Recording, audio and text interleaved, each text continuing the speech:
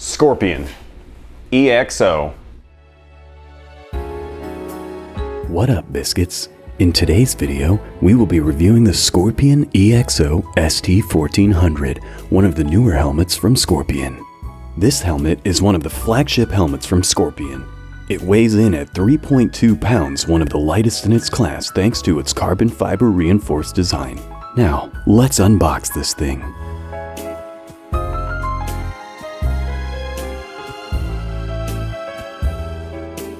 Oh yeah! Get stung. Oh, yeah. Look, they made this even simple enough for me to figure out. So that's how you know this is a good brand helmet. I got it in matte black. As you can see, this is obviously matte black because that's the kind of person that I am. Let's go into depth. The ST1400 comes loaded with features like inflatable cheek pads, sun visor, and carbon fiber construction, just to name a few. It's one of Scorpion's latest and greatest street riding helmets, and you can tell because of the way it is. You can tell that it's an aspen tree because of the way it is. No, seriously, it has some amazing ergonomic features that I want to talk about. Ventilation is a key part of a high-quality motorcycle helmet. Striking a balance between airflow and noise is always a challenge. Having fully functional dual-setting air vents makes for a really customizable user experience. As I explained, the vents are noticeable. They actually have a purpose. When I open the first latch for the chin vent, I can hear wind blowing against the face shield, which I'm sure helps with fog. When I open it all the way, I can feel a little breeze on my lips, which is nice when it's hot. The top vent, I can't feel really anything that it's doing, but as I showed in the B-roll footage, you can clearly see where the air gets blown into the helmet, and then the exhaust vents where the air is sucked out of the helmet. I think it's a pretty good design. There's some channels that blow the air through there, so pretty good airflow when you want it, and pretty restricted airflow when you don't. the ability to quickly and easily swap visors is also important, as you will likely be riding in many different lighting conditions. For comparison, this visor is a lot easier to swap out than my previous helmet, which was a built brand helmet. The detents for the helmet are stiff and functional, which is what she said. Ski poles, guys, never mind. While having a lock on the helmet when the visor is all the way down is a feature that shouldn't be overlooked. Your visor won't accidentally open no matter how fast you go. And while we're on the topic of ergonomics, I should point out that this helmet is equipped with what Scorpion calls the AirFit cheek pad inflation system, which sounds like something you would use to inflate balloons, but really are inflatable air bladders behind the cheek pads that press them into your facial cheeks to seal out the environment from your face and reduce noise. As I said in testing, this helmet is a lot quieter than the helmet that I had before. I really gotta admit, this is surprisingly quiet.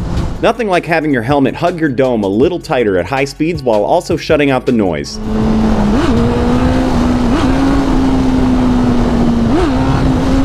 There we go. Got a little baby wheelie out of this thing.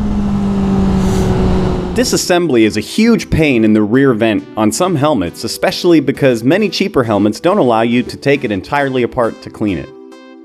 With this helmet, it's a snap. The aero skirt, or chin skirt, slides out by tugging on the sides and pulling the tabs out, then pulling the skirt out from under the rubber rim.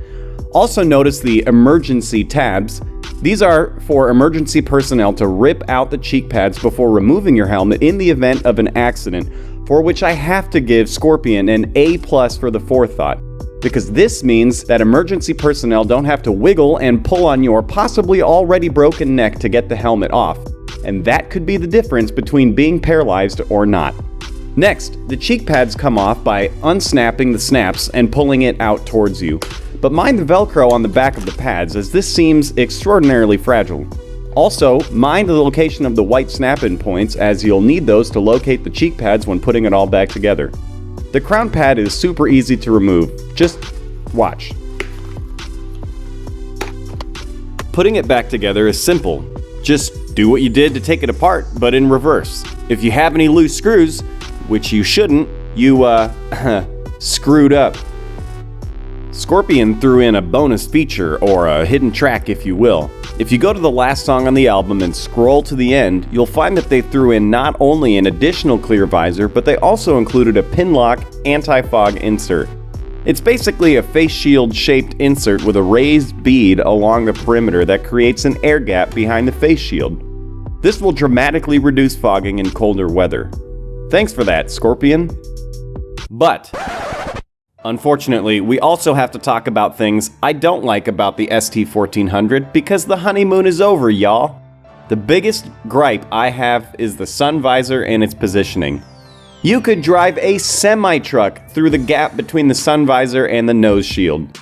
Although it looks more severe than it is when you're actually riding, the edge of the visor perfectly gets in the way of the view of my mirrors, which I will attempt to demonstrate here. I have no idea why Scorpion didn't design the sun visor to close that gap, but if I saw gaps that big in my face, I'd get braces. Another drawback is the material inside the ear pockets.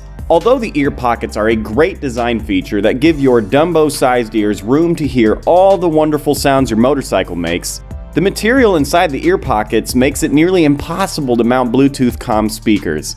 It feels like a kind of neoprene, and in case you didn't know, neoprene is what's used to make wetsuits for divers, and it's very stretchy, insulative, and non-stick, which obviously presents a problem for adhesive mounts like Velcro.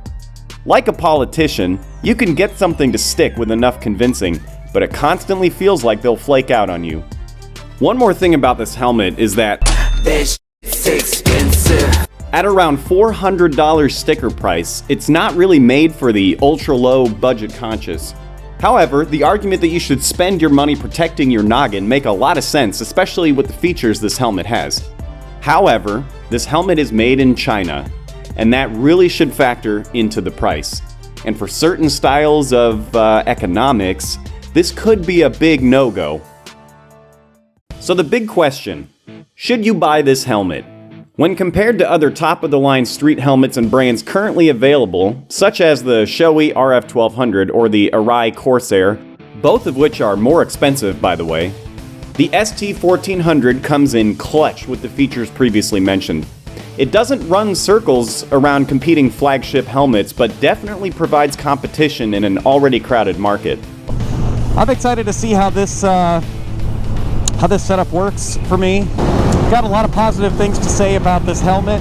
So, all that being said, if you're looking to buy a mid to top tier full face street helmet, the Scorpion EXO-ST1400 should be a top contender on your list.